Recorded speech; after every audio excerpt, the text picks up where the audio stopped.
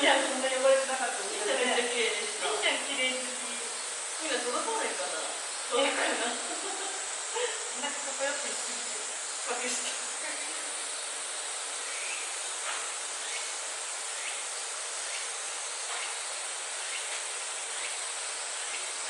かわいい。かわいいですよ。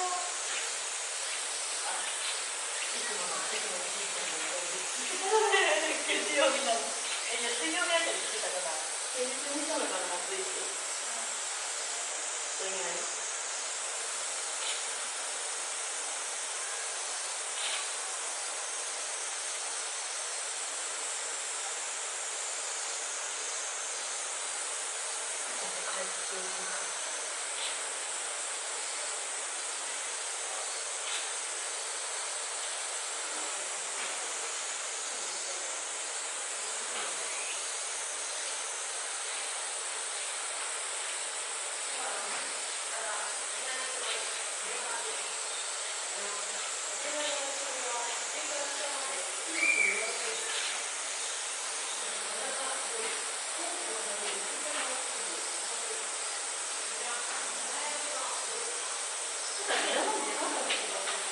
ミラノはでかいですよね。